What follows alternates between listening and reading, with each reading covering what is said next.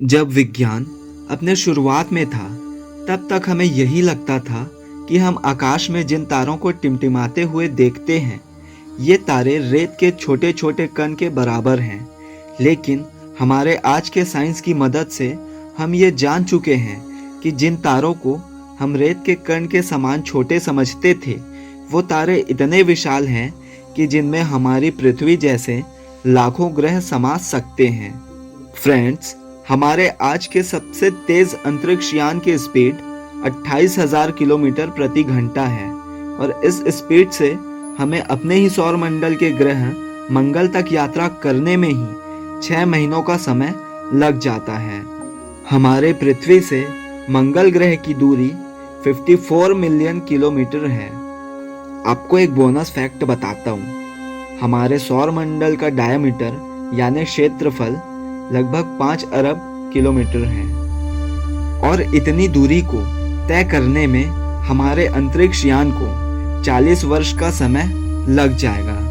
यार, अगर हमें केवल अपने ही सौर मंडल तक यात्रा करने में, जिसमें मात्र एक स्टार और 8 ग्रह हैं, वहां तक यात्रा करने में ही इतना ज्यादा समय लग जाएगा, तो हम अपनी गैलेक्सी मिल्की वे, जिसका क्षेत्रफल लगभग 25 अरब किलोमीटर है, वहां तक यात्रा करने के लिए हमें लगभग 200 वर्षों का समय लग ही जाएगा। पर एक मिनट, हम मनुष्य तो ज्यादा से ज्यादा 80 से 100 साल ही जीवित रह पाते हैं, तो फिर 200 सालों तक चलने वाले स्पेस मिशन को आखिर हम कैसे अंजाम देंगे? यहाँ तक तो फिर भी सब ठीक ठाक ही लग रहा है, लेकिन हमारे संपूर्ण ब्रह्मांड में हमारे गैलेक्सी के जैसे ही अरबों खरबों गैलेक्सियां मौजूद हैं और आप तो जानते ही हैं कि एक ही गैलेक्सी की यात्रा करने में हमें कितने समय लग जाते हैं। उस हिसाब से हमें अरबों गैलेक्सियों तक यात्रा करने में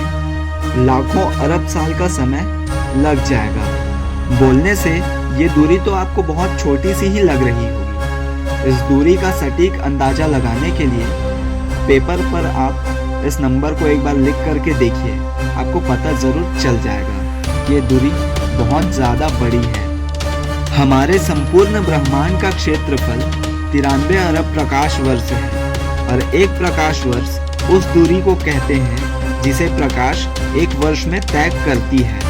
फ्रेंड्स, प्रकाश की गति एक सेकंड में लगभग 3 लाख किलोमीटर होती है और इस हिसाब से प्रकाश एक वर्ष में लगभग 46 अरब किलोमीटर की दूरी तय करती है। तो यार, जब प्रकाश की गति इतनी ज़्यादा होने के बाद भी अगर हमें हमारे संपूर्ण ब्रह्मांड को एक्सप्लोर करने में प्रकाश की गति से भी यात्रा करने में 93 अरब साल का समय लगेगा ही, इसका मतलब है कि हम अपनी पूरी जिंदगी भी अगर स्पेस एक्सप्लोरेशन को भी दे दें, तब भी हम अपने ब्रह्मांड को मात्र 1% भी एक्सप्लोर नहीं कर सकते। मैं आपको डरा नहीं रहा, ये हमारी सच्चाई है।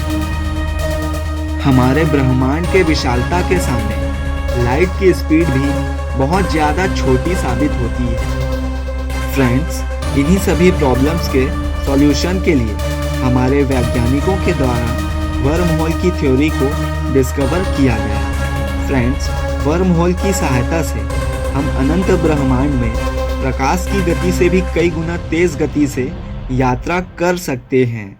इस थ्योरी के अनुसार हमारे ब्रह्मांड में किसी भी 2 पॉइंट्स के बीच शॉर्टकट रास्ता बनाना संभव है और इस थ्योरी को एल्बर्ट आइंस्टाइन और नाथन रोजन ने थ्योरेटिकली प्रूव भी किया हुआ है। वर्म होल थ्योरी के नियमों का सटीक रूप से पालन करके हम अनंत ब्रह्मांड के किसी भी एक छोर से दूसरे छोर तक यात्रा कर सकते हैं और वो भी स्पीड ऑफ लाइट की गति से भी तेज। तो आइए इसे एक उदाहरण के द्वारा समझते हैं। अगर हमें पॉइंट ए और पॉइंट बी के बीच एक शॉर्टकट रास्ता बनाने को कहा जाए, तो हम नॉर्मली इन दोनों पॉइंट्स के बीच एक सीधा लाइन खींच देंगे, लेकिन ये रास्ता शॉर्टकट नहीं है।